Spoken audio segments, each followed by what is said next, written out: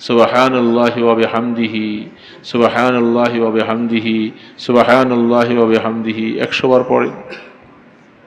লা ইলাহা ইল্লাল্লাহু ওয়াহদাহু লা শারীকা লাহু লাহুল মুলকু ওয়া লাহুল হামদু ওয়া হুয়া আলা কুল্লি শাইইন কাদির। এগুলি পড়েন বাবা। সময় যখন পাবেন সময়টাকে কাজে লাগাবেন। লা ইলাহা ইল্লাল্লাহ, লা ইলাহা ইল্লাল্লাহ, এই কলেমাটা পড়েন কমপক্ষে 200 বার দৈনিক। দৈনিক যেন আমল নামার মধ্যে এটা থাকে। লা ইলাহা ইল্লাল্লাহ, লা ইলাহা ইল্লাল্লাহ। এটা পড়তে কি কোনো সমস্যা আছে? পারি না, চেষ্টা করলে পড়ব সবাই। ইস্তিগফার, আস্তাগফিরুল্লাহ রাব্বি, এটা মজমুন হিসাবে ঠিক আছে। আরেকটা হলো আস্তাগফিরুল্লাহ আল্লাযী লা ইলাহা ইল্লা হুয়াল হাইয়ুল কাইয়্যুম ওয়া আতুবু ইলাইহি। দুরূদ শরীফ সাল্লাল্লাহু আলাইহি ওয়াসাল্লাম, সাল্লাল্লাহু আলাইহি ওয়াসাল্লাম, এগুলি সবসময় দৈনিক এটা আমলের মধ্যে আমি বানিয়ে নিব। একদিনও যেন ছুটে না যায়। একদিন দোস্ত, একদিনও যেন ছুটে না যায়। সূরা ইয়াসিন সকালবেলায় পড়ছি। আজকা কয়েকজনে পড়ছি? অল্প কয়েকজনে পড়ছি। যারা আমরা তেলাওয়াত জানি, পড়ি নাই, এরকম কারা? যে আমি সূরা ইয়াসিন পড়তে পারি কিন্তু আসলে পড়তে মনে নাই বা পড়ি নাই খেয়াল করে, এরকম কে আছেন দেখি? অনেকে আছে। এই তাহলে বোঝা গেল আমাকে নফস ধোঁকা দিছে। সূরা ইয়াসিনটা পড়লে আমি অনেক সওয়াব পাইতাম, নফস আমাকে ধোঁকা দিছে, ঘুমের মধ্যে ফেলাই দিছে, খুব গভীর ঘুম দাগাইছে।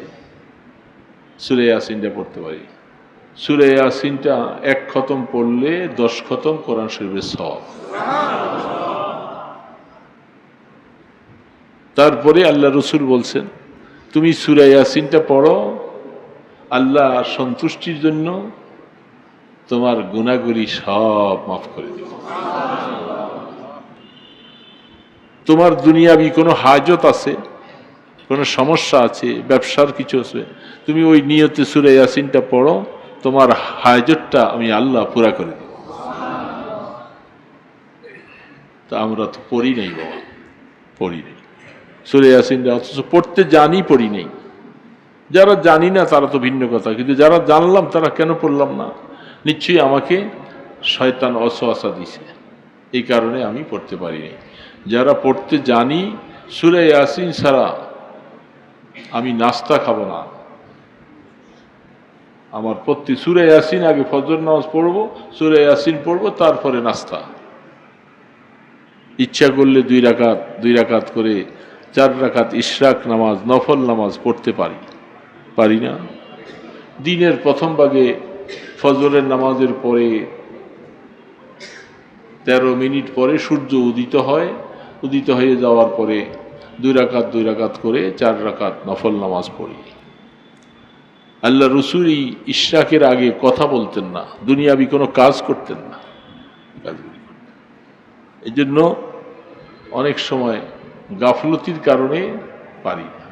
বেশি সময় তো না, ফজরের নামাজ পড়ছি, এই একটু হাঁটাহাঁটি করতে করতে, পায়চারি করতে করতে দেখা যাইব যে সূর্য উদয় হওয়ার 13 মিনিট পরেই আমি এখন সূর্য উদয় হয় সম্ভবত আজকে, যেমন মনে করেন 15 না জানি 16-তে, তো 15-16-তে হলে এর থেকে 13 মিনিট পরেই আমি ইশরাক নামাজ পড়তে পারি। কথা হলো আল্লাহকে একটু সেজদা দেওয়া, নফল নামাজের মাধ্যমে আল্লাহকে সেজদা দেওয়া চাই। মাগরিবের পরে সময় আছে হাতে, আমি সুন্নত পড়লাম, পড়ার পর সময় আছে, আমি 2 রাকাত করে আল্লাহকে একটু সেজদা দিলাম। আমি সেজদা দেওয়া মানে আল্লাহ পাক কোরআনে বলছেন, তুমি সেজদা দাও আর আমার নৈকট্য লাভ করো। যত সেজদা দিবা তত তুমি আমার কাছে আসবা। ফরজ নামাজের মধ্যে তো আর বেশি সেজদা দেওয়া যাবে না, যেই কয়টা আছে এই কয়টাই। এই জন্য নফল পড়ো। হাদিসের মধ্যে আছে আলাইকুম বিন নওয়াফিল, তুমি নফল নামাজ তোমার জন্য লাজিম করে নাও। ফাইন্নাহু দা'বুস সালিহিনা ক্বাবলাকুম, এটা তোমার পূর্বে যত ভালো মানুষ, নেককার মানুষ, তারা আল্লাহর নৈকট্য লাভ করেছে এই নফল নামাজের মাধ্যমে। সবচেয়ে বড় ওয়াজ যত ওয়াজ, যত আলেম ওলামা যারাই করুক না কেন, সবচেয়ে বড় ওয়াজ হলো মৃত্যু। মৃত্যুর থেকে বড় ওয়াজ নেই। এই জন্য আল্লাহ রাব্বুল আলামিন বিভিন্ন জায়গায় কাফের মুশরিকদের কথার সাথে সামনে মিলিয়ে বলছিলেন, তোমরা মৃত্যুর কল্পনা করো, তুমি যে জীবনে এই করছো, এই করবা, এই করবা, সেই করবা, অনেক কিছু বলতেছো, একটু মৃত্যুর তামান্না করো না দেখি। মৃত্যু কি জিনিস এটার স্বাদ তুমি বুঝবা, এবং তখন পরিণতি কি হবে সেটাও তুমি দেখবা। এই জন্য একটা মানুষের জীবন পরিবর্তনের জন্য এর থেকে বড় ওয়াজ নাই। আল্লাহ রাব্বুল আলামিন তিনি খালেক, তিনি স্রষ্টা, তিনি আপনাকে আমাকে বানাইছেন, আমরা চলতেছি। একটা জিনিস হাদিসের মধ্যে আসছে, একজন মহিলা সন্তান প্রসব হবার মতো অবস্থা, সন্তান প্রসব হবে, এমন সময় সেই মহিলাটা একটা মেয়ে সন্তান প্রসব করল। অপরিচিত একটা মানুষ ঘরের দরজায় আইসা জিজ্ঞাসা করলো, এই মহিলাটা কি সন্তান প্রসব হলো? বলে একটা মেয়ে সন্তান প্রসব করেছে। সেই লোকটা বলল, এই মেয়ে সন্তানটা তো সে বেঁচে থাকলে কমপক্ষে 100 জন মানুষের সাথে সে জেনা করবে, এবং একটা মাকড়সাকে কেন্দ্র করে তার মৃত্যু হবে। যেহেতু এই বেঁচে থেকে লাভ নাই, এই কথাটা যখনই বলছে, ওই লোকটা চলে গেল, পাশে আরেকটা লোক দৌড়ে এসে বলছে, তো এমন একটা মেয়ে পৃথিবীতে বেঁচে থেকে লাভ নাই। সে মুহূর্তের ভিতরে ওই ঘরের ভিতরে ঢুকে একটা চাকু দিয়ে, এই ছোট বাচ্চাটা মাত্র সদ্য ভূমিষ্ঠ হয়েছে, কয়েক ঘন্টা হয়েছে, ওই মেয়েটার পেট এমনি সে ছুরি দিয়া পোজ দিয়া সে চলে গেছে। সে নিজকে বাঁচাবার জন্য দ্রুত গতিতে পালিয়ে চলে যায়। ওই মা এই অবস্থা দেখে তাড়াতাড়ি করে মেয়েটাকে কি করা যায়, বাঁচানো যায় কিনা, সে নিজের ঘরে দিয়ে যারা ছিল তাদের থেকে নিয়ে মেয়েটার পেটটাকে সেলাই করে দিয়েছে। ছোট বাচ্চা, মেয়েটা বেঁচে গেল, মারা যায় না। মেয়েটা যখন আস্তে আস্তে করে বড় হতে লাগলো, এত সুন্দরী এবং এত সুশ্রী, তখনকার সময় ওই এলাকার মধ্যে ওর মতো এত সুন্দরী মেয়ে আর নাই। ওই যে ছেলেটা তার পেট ফেরে সে চলে গেছে, পালিয়েছিল, তারপরে দীর্ঘদিন সে ছিল। যেহেতু মেয়েটার জন্ম আর ওই লোকটার তখনকার সময় অনেক বয়স, অনেক দিন ব্যবসা বাণিজ্য করে সে অনেক পয়সাওয়ালা হয়েছে, তার বিবাহ শাদীর দরকার, এবং সে পয়সা হয়েছে দেখে একটা সুন্দরী মেয়ে বিবাহের জন্য খুব চতুর্দিকে খোঁজ খবর লাগাইছে। একজন বুড়া মহিলা, বৃদ্ধা মহিলা সংবাদ দিল যে ওই এলাকায় সবচেয়ে সুন্দরী একটা মেয়ে আছে, যদি তুমি রাজি হও। লম্বা কথা লিখছেন তাফসীরের মধ্যে। সর্বশেষ অবস্থায় মেয়েটাকে সে বিবাহ করল। পরস্পরে একে অপরের সাথে কথাবার্তা হলো, পরিচয় হলো, তার পরিচয় নিচ্ছে। এখন তো স্বামী স্ত্রী, পরিচয় নিতে নিতে ওই কথা চলে আসছে যে আমি এই কাজ করছিলাম, একটা মেয়েকে আমি জীবন্ত অবস্থায় জন্মগ্রহণ করার পরে তাকে এইভাবে আমি তার পেট ফেলে দিয়া নিজকে বাঁচাবার জন্য চলে গেছি দূরে। আমি এখন শহরে আসছি, অনেক ব্যবসা বাণিজ্য করছি। আমি তো মেয়েটা কথা প্রসঙ্গ বলতে লাগলো যে ওই মেয়েটা তো আমি ছিলাম, অবাক হয়ে গেল, তুমি ছিলা? তখন বলতেছিল যে তুমি যদি থাকো তো তোমার ব্যাপারে একজন আগন্তুক আইসে একটা ভবিষ্যৎবাণী, দুইটা ভবিষ্যৎবাণী করে গিয়েছিল তোমার ব্যাপারে। তোমার ব্যাপারে তখন আশঙ্কা হচ্ছে যে তুমি কমপক্ষে 100 জন মানুষের সাথে তোমার জেনা হবে। এই ব্যাপারে তুমি আমার সাথে বলো কতটুকু সত্য না মিথ্যা। আমি ওই লোকটার কথা, যেই কথাটা বলে গেছে সে নিশ্চয়ই হয়তো এটা আল্লাহ পাকের প্রদত্ত কাউকে আল্লাহ পাঠাই দিয়া সংবাদটা পাঠাইছিল। মেয়েটা স্বীকার করেছে, যেহেতু আমাদের এখন দাম্পত্য জীবন হয়ে গেল, আমি এরকম গণায় আমার ইয়াদ নাই, কিন্তু এই ধরনের মানুষের সাথে আমার জেনা হয়েছে। তখন যুবকটা বলল, তো তোমার ব্যাপারে তাহলে একটা তো ফলে গেছে, দ্বিতীয় কথাটা যেটা বলছিল একটা মাকড়সাকে কেন্দ্র করে তোমার মৃত্যু হবে। সে যুবক এখন পয়সাওয়ালা, যেহেতু সুন্দরী স্ত্রী পাইছে, যা ঘটে গেছে পিছনে, তার জন্য সুন্দর করে ঘর মহল তৈরি করেছে, সবকিছু করে তারা দাম্পত্য জীবনটা চলতেছে। কোনো পোকা মাকড়, যেহেতু একটা আশঙ্কা আছে ঘরের মধ্যে মাকড়সা জাতীয় এই ধরনের কোনো কিছু যেন ঘরে বাসা বাঁধতে না পারে, সব সময় সতর্কতার সাথে থাকে। হঠাৎ করে একদিন দেখা গেল যে একটা ছোট্ট মাকড়সা ওইটা কেমনে যেন আসলো তার ওয়ালের মধ্যে। তো মেয়েটা দেখে মুসকি মুসকি হাসতেছে, আরে এই মাকড়সার দ্বারা নাকি আমার মৃত্যু হবে একটা কথা বলে গিয়েছিল। সে উঠেই ওই মাকড়সাটাকে ঝাড়ু দিয়া বাড়ি দিয়া নিচে ফেলাই দিছে। মাকড়সাটা নিচে পড়ে গেল এবং মনের একটু ক্ষোভে তিরস্কার করে, মাকড়সার দ্বারা আমার মৃত্যু হবে, ওই পায়ের গোড়ালি দিয়া মাকড়সাটাকে মরিতে গেছে এমনি হালকা একটু ডলা দিছে। এটাই তার মরণ। সামান্য মাকড়সাটাকে পা দিয়ে একটু ডলা দিছে, এটা বিষে পরিণত হয়ে গেছে। তার নখে এবং পায়ে বিষে অ্যাকশন করতে করতে পাটা পচন ধরা শুরু হয়ে গেল। কোনো ডাক্তার কোনো ঔষধের দ্বারা কাজ হলো না। সর্বশেষ পা কাটলো, কাটতে কাটতে অনেকগুলি কাটলো, এটা ক্যান্সারে আক্রান্ত হয়ে গেল, শেষ হয়ে গেল। তখন ওই যুবক বলে, কোত্থেকে বা কার থেকে আইসা একটা সংবাদ বলে গিয়েছিলেন আগাম ওই সময়, আমি যাকে মনে করি এমন একটা অবদার্থ নারী দুনিয়াতে বেঁচে থাকা দরকার নাই, তাকে আমি মারতে গিয়েছিলাম, মরে যাক। কিন্তু বেঁচে থাকলো, থাকার পরে ওই দুইটা কাজ তার দ্বারা আল্লাহ ফলাইয়া নিবে। জেনাটাও প্রতিষ্ঠিত হলো এবং মাকড়সার মাধ্যমে তার মৃত্যু হবে, এটাও বাস্তবতার সাথে দেখাই দিল।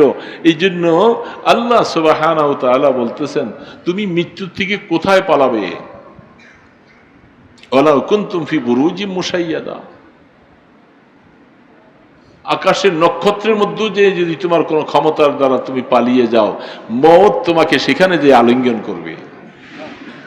বাঁচার কোনো সুরত নাই, কোনোভাবে বাঁচতে পারবে না। মৃত্যু এমন একটা জিনিস, এটা আমার হুকুম, কোথায় পালাবে তুমি? পালাবার মতো কোনো সুযোগ নেই। আল্লাহ সুবহানাহু ওয়া তাআলা এমন একটা জিনিসকে সামনে রেখে আমাদেরকে জমিনে ছাইড়া দিছে। এই জন্য তুমি মৃত্যুকে সামনে দেখো, মৃত্যুর কথা স্মরণ করে তুমি হায়াত কাটাও, তোমার হায়াতটা দামি হবে। কারণ সবচেয়ে বড় ওয়াজ, যত আলেম ওলামা যারাই করুক না কেন, সবচেয়ে বড় ওয়াজ হলো মৃত্যু। মৃত্যুর থেকে বড় ওয়াজ নেই। এই জন্য আল্লাহ রাব্বুল আলামিন বিভিন্ন জায়গায় কাফের মুশরিকদের কথার সাথে সামনে মিলিয়ে বলছিলেন, তোমরা মৃত্যুর কল্পনা করো, তুমি যে জীবনে এই করছো, এই করবা সেই করবা, অনেক কিছু বলতেছো, একটু মৃত্যুর তামান্না করো না দেখি। মৃত্যু কি জিনিস এটার স্বাদ তুমি বুঝবা এবং তখন পরিণতি কি হবে সেটাও তুমি দেখবা। এই জন্য একটা মানুষের জীবন পরিবর্তনের জন্য এর থেকে বড় ওয়াজ নাই। আল্লাহ রাব্বুল আলামিন তিনি খালেক, তিনি স্রষ্টা, তিনি আপনাকে আমাকে বানাইছেন। আমরা চলতেছি, একটা জিনিস হাদিসের মধ্যে আসছে, সেটা হলো তুমি যখন ঘরে বাহিরে রাস্তায় ঘাটে দোকানে পাটে চলতে থাকো, অনেক রকমের মানুষ তুমি তোমার সামনে দেখো। দ্বীনের লাইনে যদি তোমার থেকে কোনো একটা মানুষকে তার আমলটা কম দেখে তোমার আমলটা যদি তার সামনে বেশি বেশি ভালো ভালো মনে হয়, বোঝা গেল তোমার ভিতরে কিছু রিয়া আর অহংকার চলে আসবে। আমলের ব্যাপারে কোনো অবস্থাতে নিজের আমলকে দেখা যাবে না, বরং আমার থেকে আরো বেশি আমল যে করে সেই ব্যক্তি আমার নজরে থাকবে। হায়, আমি তো কিছুই করতে পারলাম না, তিনি তো আসলে আমার থেকে আরো অনেক বেশি আমল করে, অনেক বেশি নামাজ পড়ে, অনেক বেশি রোজা রাখে, অনেক বেশি তেলাওয়াত করে, অনেক বেশি দান খয়রাত করে, আমি তো সেই তুলনায় কিছুই করতে পারিনি। এই একটা ব্যাপার। আর কোনো ব্যক্তির ব্যাপারে যদি তুমি এরকম আসে যে এই লোকটা আমার থেকে খুব বেশি খারাপ, সে অনেক বেশি গুনার কাজ করে ইত্যাদি করে, বলে যে খবরদার, এটা বললে তোমার মধ্যে বরত্ব আসবে। কোনো অবস্থাতে দুনিয়ার লাইনেও তুমি এটা দেখবা না যে আমার থেকে এই লোকটা বেশি পয়সাওয়ালা, বেশি ব্যবসায়ী, বেশি পয়সা কামাই করে। রাসূল বলেন কোনোদিন এটার দিকে তুমি তাকাইও না। এটার দিকে তাকাইতে গেলে তোমার মধ্যে এমন একটা অবস্থা সৃষ্টি হবে, কোনোদিন অল্পে তুষ্টি হওয়া, যেটা শুকরগুজার করা, এটা তোমার মধ্যে থাকবে না। তুমি তখন অবৈধ পথেও বিভিন্ন পয়সা উপার্জন করার জন্য তুমি সেই রাস্তা খুঁজবা। দুনিয়ার লাইনে তুমি কোনোদিন তোমার থেকে বড়র দিকে তাকাইও না, বরং তুমি চিন্তা করো যে তোমার থেকে নিচু যে লোকটা আছে তার প্রতি তাকাও। রাস্তায় ঘাটে বিভিন্ন জায়গায় অনেক সময় জীবনে ইবরত হাসিল করার জন্য একটা জিনিস মনে রাখবো, এটা আমার দিলে সবসময় আসে। রাস্তায় চলতেছি, একজন মানুষ লুলা, একজন মানুষ কানা, একজন মানুষের হয়তো একটা হাত নাই, আরেকজন মানুষ হাঁটতে পারে না, কোনো রকম করে হাঁটে। এই সমস্তগুলি দেখে আমি যদি বলি যাহা আল্লাহ, আল্লাহ আমাকে কত ভালো রাখছেন, আল্লাহ আমাকে কত ভালো রাখছেন, এই লোকটা আছে আমার মতো, সেই লোকটার দুইটা চক্ষু নাই। ওই দিন দেখলাম একজন, তার দুইটা হাতের কবজাই নাই, কেমন করে চলে সে, একটা পা নাই, আর একটা পা দিয়ে অনেক কষ্টে হাঁটতেছে। এগুলি দেখে দেখে নসিহত হাসিল করতে হবে, তার তুলনায় আল্লাহ আমাকে অনেক ভালো রাখছে। ভালো রাখছে না? আমি তার তুলনায় অনেক ভালো, আমার মধ্যেও রোগ আছে, ব্যারাম আছে, সমস্যা আছে, অনেক কিছু আছে, কিন্তু এর তুলনায় আমাকে আল্লাহ ভালো রাখছে। যে কোনো একটা অসুস্থ মানুষ দেখে, তার রোগটা দেখে মনের ভিতরে একটা আফসুস করা হয়, আমারই তো ভাই, এই লোকটা এই রোগে আক্রান্ত, আমাকে তো আল্লাহ ভালো রাখছে, আমাকে তো তার মতো আল্লাহ বানাই দিতে পারতেন। বিভিন্ন অবস্থায়, গত পরশুদিন মনে হয় আমার সামনে একটা ছেলে নামাজ পড়তেছিল, ছেলেটা বিকলাঙ্গ অবস্থায়, তার মধ্যেও নামাজের একটা ভাব নিয়ে এসে সে নামাজ পড়লো, ঈশার নামাজ। অনেক কষ্টে পা ব্যাখ্যা করে দাঁড়াইতে পারে না, ব্যাখ্যা হইয়া সেজদা যায়। আমি তার পিছে নামাজ পড়তেছিলাম, তো পরে পরে আমার দিলের মধ্যে আসলো, আহা আল্লাহ, তোমারই বান্দা, তুমি তাকে বিকলাঙ্গ বানাইছো, সে কিন্তু তোমাকে সেজদা করে, সে তোমাকে সেজদা করতেছে, তার তুলনায় আল্লাহ তুমি আমাকে কত ভালো রাখছো, আমাকেও তো এরকম করে দিতে পারতা তুমি। এগুলি দেখে দেখে নসিহত হাসিল করতে আল্লাহ পাক বলছেন তুমি নসিহত হাসিল, তোমার থেকে একজন দুর্বল মানুষের দিকে তাকাইয়া তাকাইয়া তুমি নসিহত করো। তুমি কি অবস্থায় আছো, তুমি তার থেকে অনেক ভালো আছো, তুমি খাইতে পারতেছো। কত মানুষ আছে খাইতে পারে না, খাবার সামনে আছে খাইতে পারে না, আল্লাহ আমাকে 2 লোকমা খাবার মতো সুযোগ দিলেন। বহু মানুষ লোকমাটা ধরে খাইতে পারে না, তার আঙ্গুলগুলি নাই, আমাকে আল্লাহ পাক। এই জন্য আল্লাহকে পাইতে বেশি কিছু লাগবে না, এগুলি নিয়ে একটু চিন্তা করলে বোঝা যাবে যে আমার আল্লাহ বেশি দূরে না, আমার আল্লাহ আমার খুব কাছে। আমি আল্লাহকে বাদ দিয়ে যাওয়ার কোনো রাস্তা নাই, কোনো পথ নাই। আমি যাব কোথায়? যাওয়ার কোনো পথ নাই। তিনি আমাকে কি সুস্থতা রাখছেন, আমি কথা বলতে পারতেছি। আমার মতোই একজন মানুষ, সে কথা বলতে পারে না, তার মনের ভাব প্রকাশ করতে পারে না, কত পেরেশানি, কত চেষ্টা করতেছে হবে না। এই জন্য আল্লাহ সুবহানাহু তাআলা কোরআন শরীফে বিভিন্নভাবে বলছেন। এই যে বৃষ্টি আসলো, আল্লাহ কোরআনে বলতেছেন আনতুম আনজালতুমুহু মিনাল মুজনি আম নাহনুল মুনজিলুন, তোমরা কি হাজারো চেষ্টা করে কি এক ফোঁটা পানি কি তোমরা নামাইতে পারছো? আল্লাহ বলতেছেন এই বৃষ্টির পানিটা তো আমি আল্লাহ অবতরণ করেছি, আমি নাজিল করেছি, তোমরা আমাকে চিনলা না। তোমরা যে সকলে মিলে কত কিছু করতেছো, এক ফোঁটা পানিও তোমরা পারবা না। এতক্ষণ বৃষ্টি আসতেছে, আমরা মনে চাই যে এখন বৃষ্টিটা না হলে ভালো হতো। আল্লাহ পাক বলে তোমরা বলে একটু ফিরে দাও, সেই ক্ষমতাও তোমাদের নাই।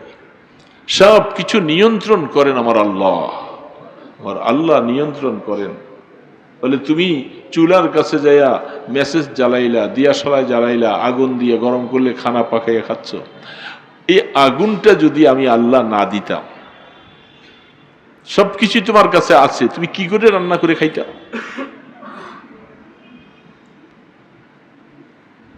আল্লাহ পাক বলতেছেন এই আগুনটা তো আমি আল্লাহ সৃষ্টি করেছি, এটার মধ্যে তোমার মঙ্গলও আছে, এটার মধ্যে তোমার জন্য অমঙ্গলও আছে। এটাকে যদি তুমি ব্যবহার ঠিকমতো করতে না পারো, এটা তোমার অমঙ্গল হয়ে যাবে। আর এটাকে ব্যবহার করো আর শুকর আদায় করো। এক এক সময়, অনেক সময় দেখা যায় মেজবাতি নাই, হায় একটু সবকিছুই আছে, একটু রান্না গরম করে খাওয়ার মতো কিছু নাই, কত পেরেশান। তখন বোধ দৌড়াইয়া অনেক দূরের থেকে একটা মেসেজ সামান্য পয়সা দিয়ে আনছো, আর এটা দিয়ে আগুন জ্বালাইলে তোমার রান্নাগুলো তৈরি হয়ে গেল। তুমি কি চিন্তা করছো? আল্লাহ পাক বলতেছেন এই আগুনটা তো আমি আল্লাহ সৃষ্টি করেছি।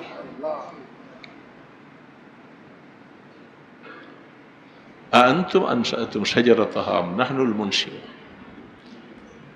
এই আগুন উৎপন্ন হওয়ার মতো যে জিনিস, এক জমানায় যে জিনিসগুলি ছিল পাথরে পাথরে ঘষা দিয়ে তার আগুন জ্বালাইত। সেই সময় মেজবাতি ছিল না, এইভাবে বাতি যেগুলো দিয়ে আগুন ধরানো ওগুলি কিছুই ছিল না। ওই জমানায় তাদেরকে আল্লাহ পাক ওই বুদ্ধি শিখাইছে, পাথরে পাথরে ঘষা দিয়ে আগুন জ্বালাইয়া রান্না বাড়া করছে। আর আমাদের কাছে এখন এত কিছু প্রযুক্তি আসছেন, আল্লাহ সুবহানাহু ওয়া তাআলা তার কুদরতের কথা স্মরণ করা, চিন্তা করা যে আমাকে যে আল্লাহ চালাইতেছেন, চলতেছেন, আমি এই অবস্থায় কেমনে আল্লাহর সাথে নাফরমানি করি, আমি তার সাথে নাফরমানি কেমনে করি, আমি কেমন করে তাকে ভুলে যাই, আমি একটু সেজদা দিতে পারি। আল্লাহ তো আমার কাছে একটু সেজদা চাইছে, এই গোলাম তোর কাছে তো আমি বেশি কিছু চাই নাই, তুই সময় মতো আমাকে সেজদাটা দে, তোর উন্নত শীতটাকে তুমি নত কর আমার সামনে। আফসুস লাগে ইমানদার মুসলমান ভাইয়েরা, সব কিছুই তুমি করো, এই সারাদিন দৌড়ঝাঁপ দিচ্ছ ব্যবসা বাণিজ্যে, এটা সেটা, কি পেরেশান আর কি পেরেশান, ঘাম বিয়ে পড়ে, কিন্তু আমি আল্লাহকে একটু সেজদা দেওয়ার সময় তুমি পাও না। কি আশ্চর্য কথা, আমি তোমার কাছে একটা সেজদার মালিকও না, আমি তোমার জন্য এত কিছু করলাম, আমি কি একটা সেজদার মালিক না তোমার? এই জন্য তো পৃথিবী কাউকে সেজদা করা যাবে না, সেজদা একমাত্র আল্লাহকে করতে হবে, সেজদার মালিক একমাত্র আল্লাহ। এই জন্য আল্লাহ সুবহানাহু ওয়া তাআলা বলছেন, বান্দা তুমি যে আমার গোলাম, এটা প্রকাশ করার সবচেয়ে বড় উপাদান হলো সেজদা। যারা আমাকে সেজদা করলা, তুমি আমার গোলামি স্বীকার করলা। যারা আমাকে সেজদা করো নাই, তোমরা আমার গোলামি স্বীকার করো নাই। ঠিক আছে, তুমি তোমার ক্ষমতা বলে চলতে থাকো, কতদিন চলতে পারো চলতে থাকো, আমি দেখব। আল্লাহ যদি এই কথা বলে যে আমি দেখব, তাহলে আমার বাঁচার কোনো উপায় নেই, কোনো ক্ষমতা নেই। বাঁচার কোনো ক্ষমতা আছে? বড় আফসোস লাগে, কতগুলি ছেলে পেলে এইখানে ওই মাঠটার মধ্যে খেলে, বিশেষ করে বৃহস্পতিবার রাত্র সন্ধ্যার থেকে শুরু হয়, সারাটা রাত ফজরের নামাজ পড়ে আমরা মসজিদ থেকে বাইর হই, ইশরাক পড়ে ফেলি, নাস্তা খাই, তারপরেও সারা রাত এই খেলার মধ্যে আছে, ক্রিকেট খেলে। এরা কোন মা বাবার সন্তান জানি না। একটা রাত কাটিয়ে দিলা, একটা রাতের দাম কত? একটা রাতের দাম কত? এই রাতটা তুমি কি কাজে এইভাবে কাটাই দিলা? কি হবে তোমার এই খেলায়? কি হবে?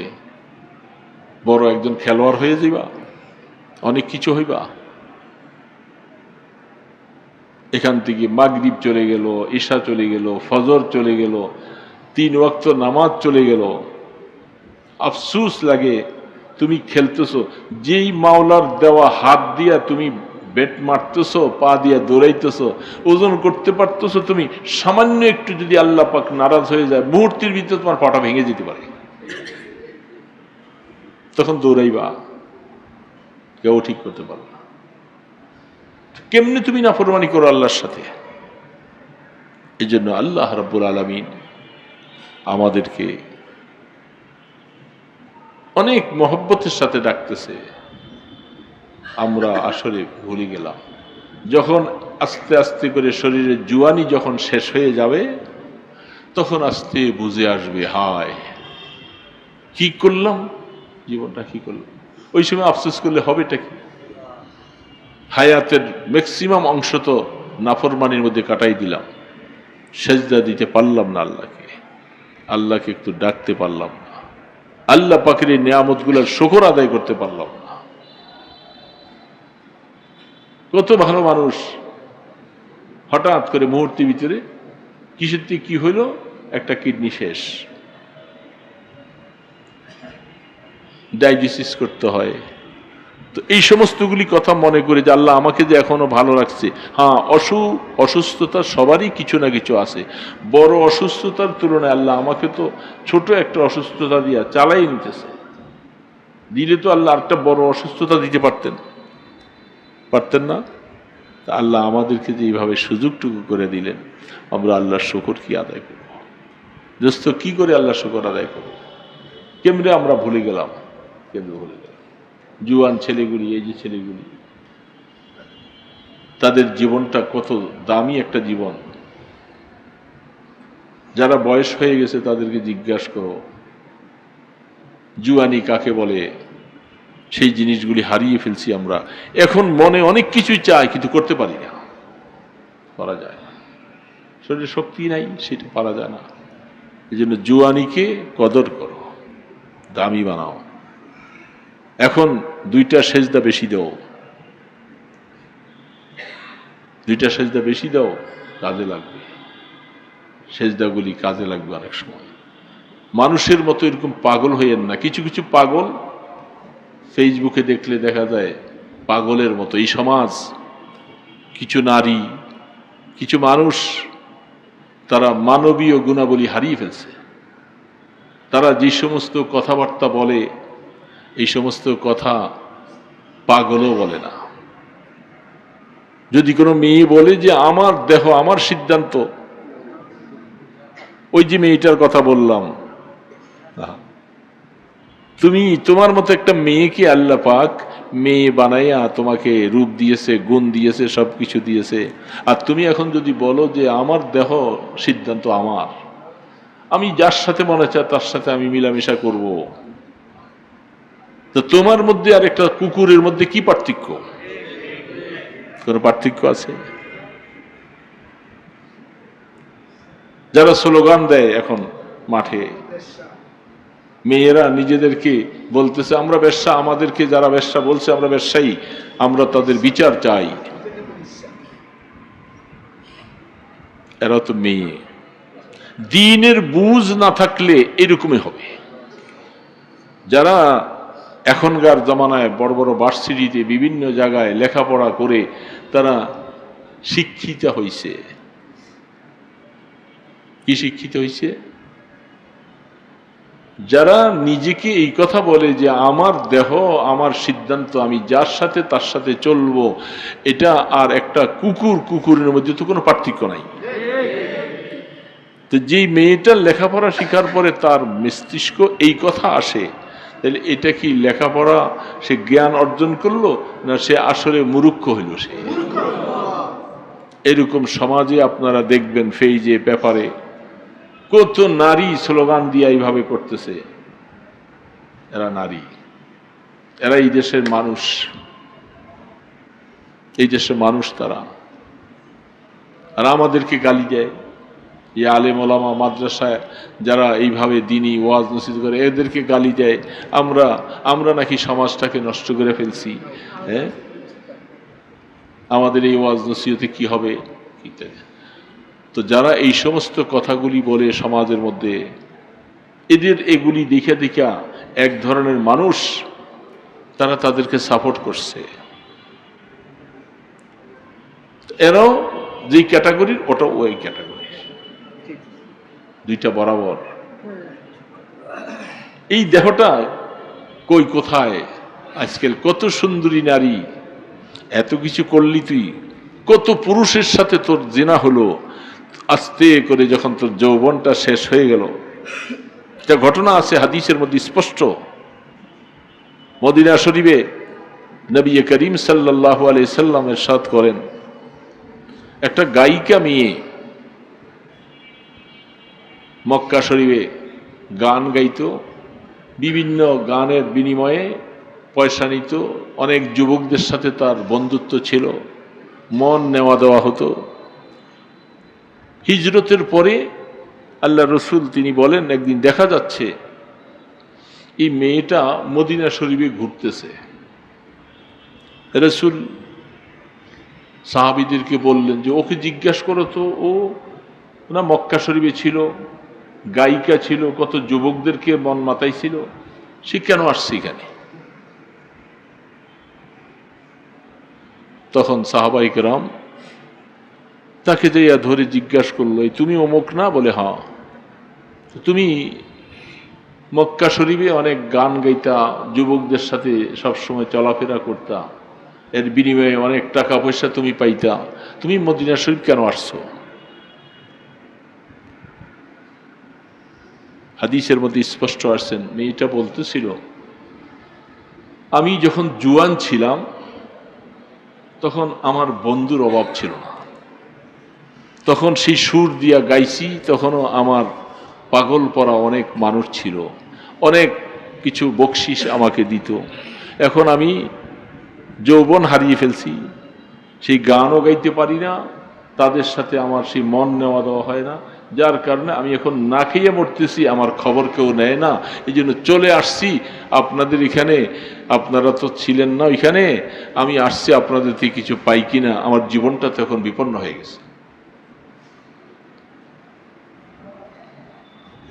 রহমতে দো আলম আল্লাহ রসুল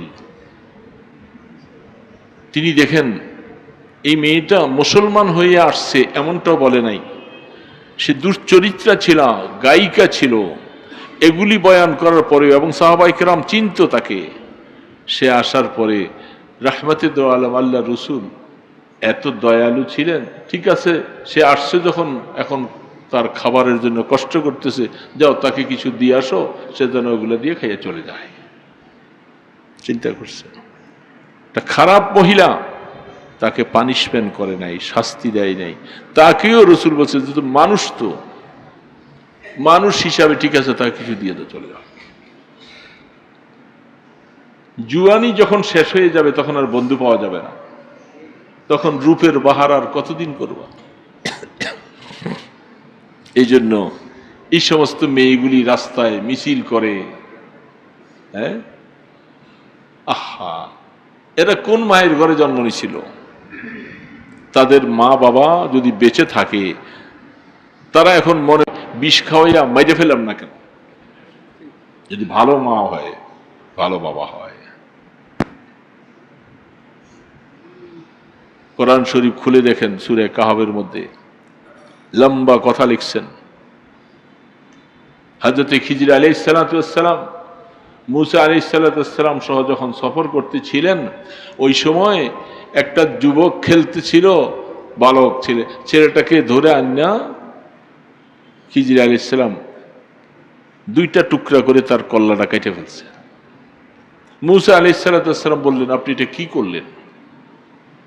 নিরপরাধ একটা ছেলেকে কেটে ফেলছেন। খিজির আলাইহিস সালাম বললেন, আপনি এটা বুঝবেন না,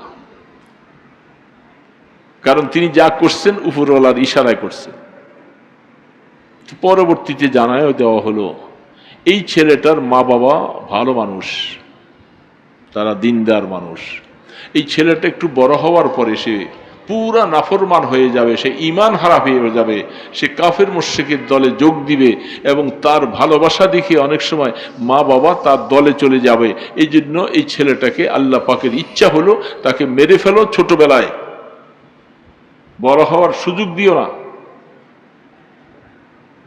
তখন আল্লাহ রাব্বুল আলামিন ওই ছেলেটাকে মেরে ফেলা হলো। খিজির আলাইহিস সালাম নিজে মারছেন, এবং আল্লাহ পাক ওই মায়ের ঘরে একটা মেয়ে সন্তান জন্ম দিয়েছিলেন। মেয়েটা বড় হলো, বিবাহ শাদী দিল। তাফসীরে লেখে তার বংশের মধ্যে 70 জন নবী হয়েছে।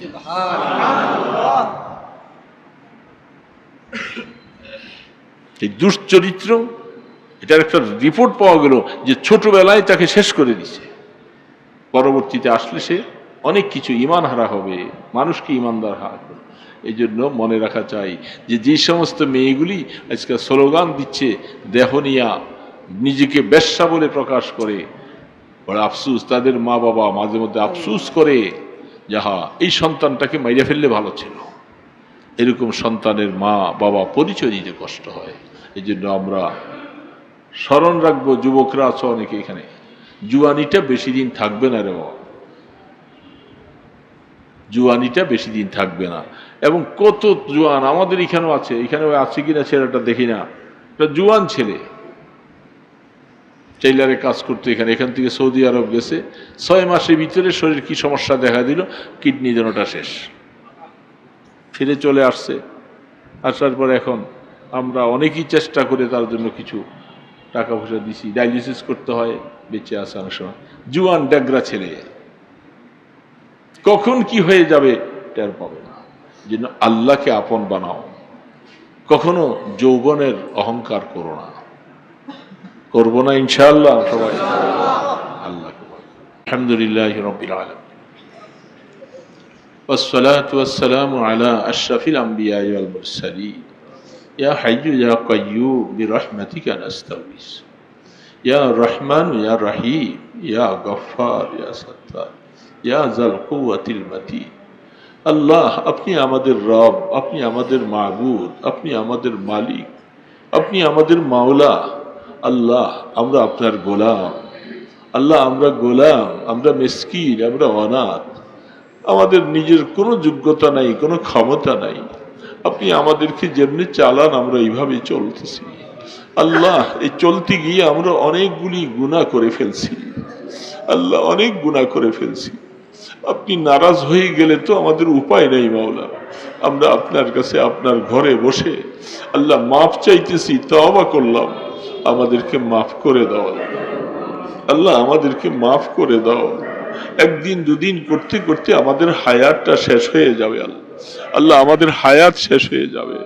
আল্লাহ, তুমি আমাদেরকে মাফ করে দাও আল্লাহ। ইয়া আল্লাহ, আমাদেরকে নেককার বানাইয়ে দাও আল্লাহ। আল্লাহ, আমরা যেন তোমাকে সেজদা দিতে পারি তৌফিক দাও আল্লাহ। তুমি আমাদের সাথে আল্লাহ কঠিন ব্যবহার করো না মাওলা।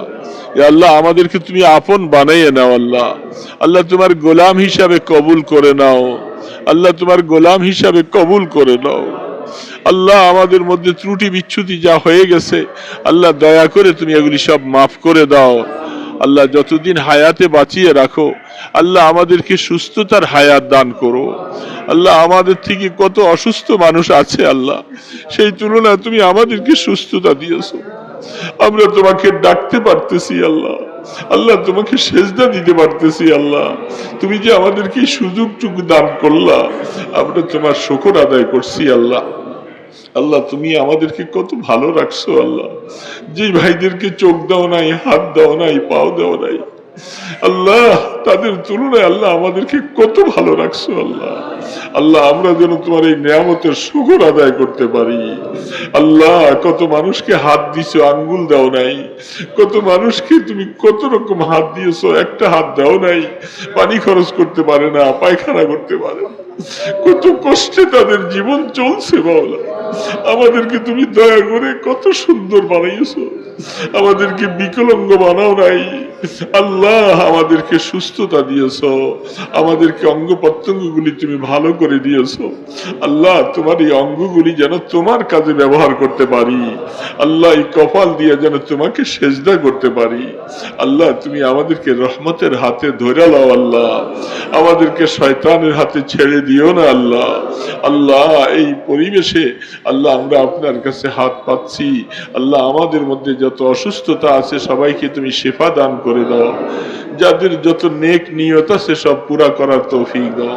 হজের মাস চলছে আল্লাহ, বাইতুল্লাহ জিয়ারত ওয়ালারা সেই দিকে ছুটছে আল্লাহ। আল্লাহ আমরা যারা যেতে পারিনি আমাদেরকে যাওয়ার তৌফিক দান করো। ইয়া আল্লাহ যারা গিয়েছেন তাদেরকে হজ্জে মাবরুর করার তৌফিক দান করেন। আল্লাহ আমাদের ছেলে মেয়েগুলাকে তুমি কবুল করো, তারাও যেন তোমার বাইতুল্লাহ যাইতে পারে তৌফিক দিও আল্লাহ। আল্লাহ মেহেরবানি করে আমাদের সন্তানগুলাকে আল্লাহ তুমি নেককার বানাইয়া দিও। আল্লাহ এই দুনিয়ার কুসংস্কার যে খারাপ পরিবেশ চলছে আল্লাহ আমাদের ছেলে মেয়েদেরকে ওই রাস্তার থেকে তুমি ফিরে রাখো আল্লাহ। আল্লাহ ফিরে রাখো আল্লাহ, এরা ভবিষ্যতে আমাদের জন্য দোয়া করবে। আমাদের সন্তানগুলাকে ওরকম উপযুক্ত বানাইয়া দিও আল্লাহ। আল্লাহ নাফরমান সন্তান বানাইও না আল্লাহ। আল্লাহ তোমার অবাধ্য সন্তান বানাইও না আল্লাহ, তাদেরকে তোমার বাধ্য সন্তান হিসাবে কবুল করো। ইয়া আল্লাহ আল্লাহ আমরা কবরে চলে গেলে তারা যেন দুই হাত তুলে আমাদের জন্য দোয়া করতে পারে, এরকম উপযুক্ত সন্তান বানাইয়া দিও আল্লাহ। ইয়া আল্লাহ আমাদের এই মেহমানদারিকে কবুল করো। যারা কষ্ট করে আয়োজন করেছেন, কষ্ট করে রান্না বাড়া করেছে আল্লাহ সকলকে গুনাহগুলি মাফ করে দাও। তাদের মেহনতকে উসিলা করে দুনিয়া ও আখেরাতের ভালাই নসিব করে দাও।